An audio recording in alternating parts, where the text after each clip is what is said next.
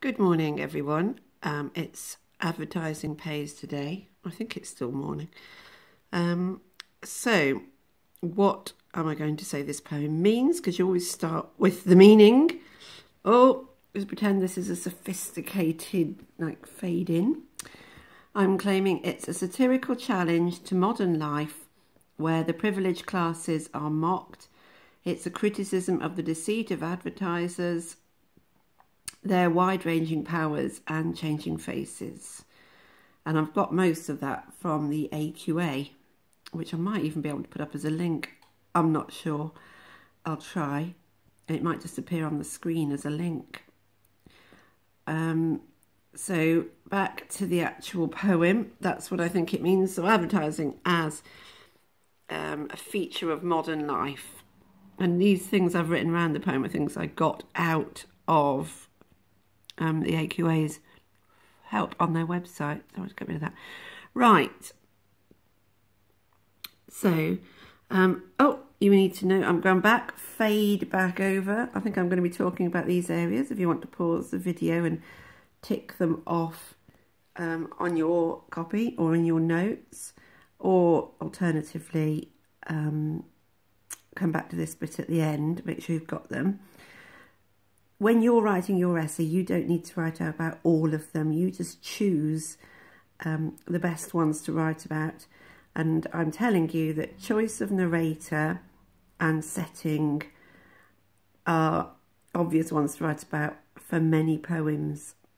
So over here it is again. Just wait for it to calm down. Oh, it's self-calm. So advertising pays is something that advertisers would say to manufacturers. So if you advertise, it will pay, you will sell more things, you'll make more money. But here it's become an ironic title because advertising appears to pay mainly the advertisers. So not the people making things very honourably, but the people selling them for you are the people who win. So there's criticism already in the title. Now, he wants to criticise these advertisers, these leeches of modern life, and he has decided again to be an advertiser, to be the thing that he is criticising. And he's a fallible narrator. He thinks it's all a great joke. It's all fantastic. He's boasting about everything, and we, presumably Betjeman's messages, and we feel critical of him, which the narrator doesn't realise. So here's an example there. I specialise in being very nice. He thinks that's wonderful, and isn't he clever? Betjeman is saying, and I'm thinking certainly, that is creepy, that is hypocritical or disingenuous, if you'd like that word. This is not something to be proud of. Another example of him being boastful here. He claims that so they sold all this chalk as garden fertiliser, inspirated lime, which was a complete lie. And both of us made 30,000 clear. He's very proud of himself. The inspirated, using that word, was my own idea. There he is boasting, thinking it's wonderful, thinking we're applauding him, whereas Betjeman is obviously criticising that person. And I am criticising, that's the best thing you can do with your intelligence. It's not worthy. I think over here I wanted another example. So you don't need to write about all three, write about one or two of them. I'm cashing in on planning, which is the same as executive planning.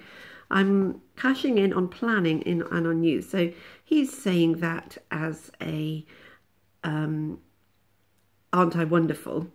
Whereas for me, to cash in on something is to kind of take advantage of it and and be involved in trickery and be dishonourable. I'm feeling very Betjeman-esque, aren't I? So the coupons and the permits come in streams. He's making lots of money from coupons and permits around this sort of youth area post-war, and he thinks that's wonderful and that cashing on in is a great thing. But by this stage, he's such a boastful old git that I'm feeling very critical of him. I'm not joining in the joke. So that is Betjeman employing a fallible narrator to make the crime seem even worse, or to be even more critical of modern life. So hang on, what of my methods have I covered? I've said the title, I've said the choice of narrator, I've done a bit of boasting. So more about creating this voice of this very assured advertising executive. And one of the ways he seems assured is that he's very at home in Claridge's.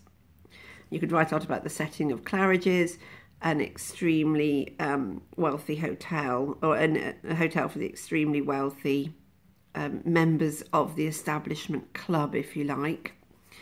And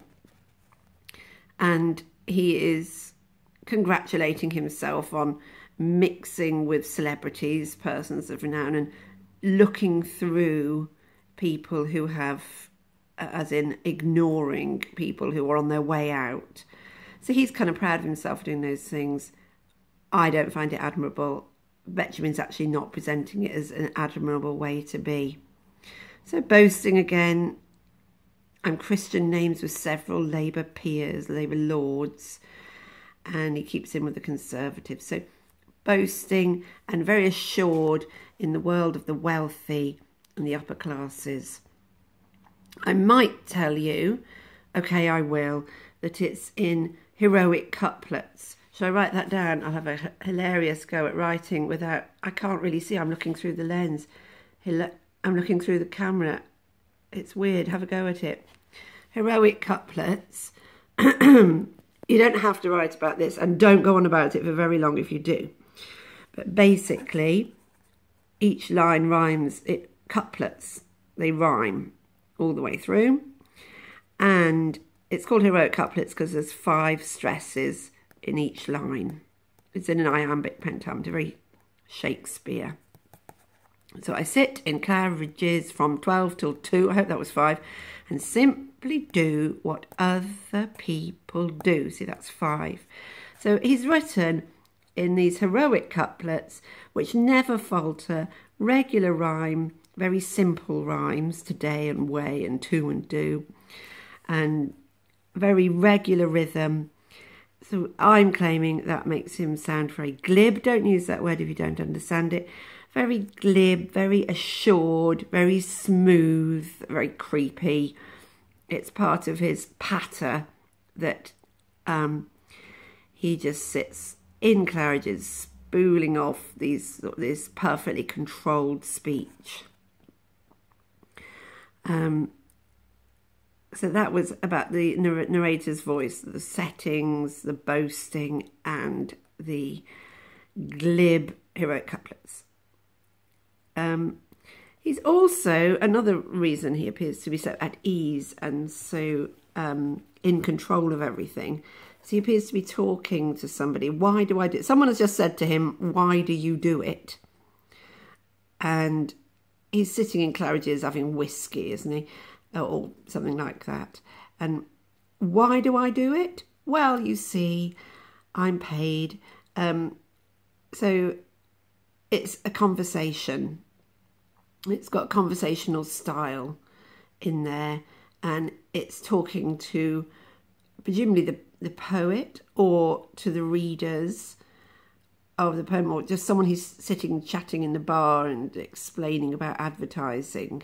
But it adds to his sense of bonhomie. I keep saying these words, sort of good humour. I'll put bonhomie on. So, and it's a kind of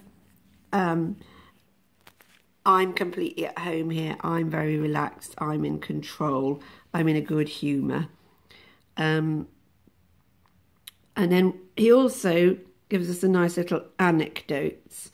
So you've written a lot about this anecdote about selling the gluers stew. Again, ridiculous rhyme there. And the anecdote about the lime on the garden. So I would say adding in little stories, barroom chat, very upmarket barroom chat, adds to this urbane, there it is, urbane, so, oh God, I can't write, no, U-R-B, thank you. I'd swear this is not easy. It adds to this slick, I've got the word, if you don't like glib, it's slick, city slicker. Ugh.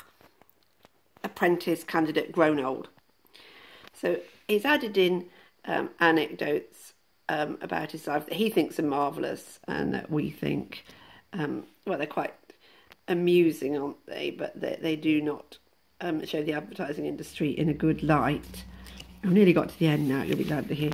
Over here, you know, there's somebody who his client went to jail.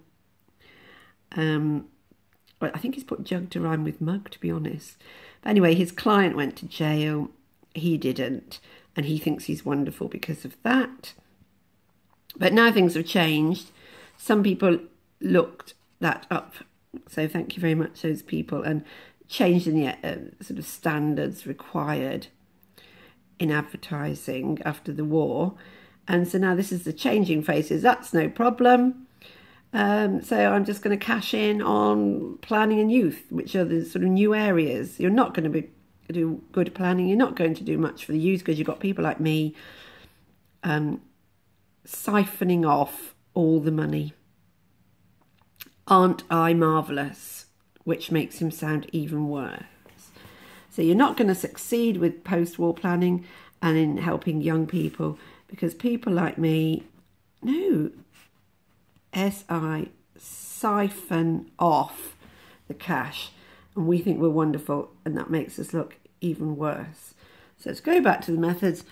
Those are the methods I've managed to talk about and you write about some of them and the examples that you like.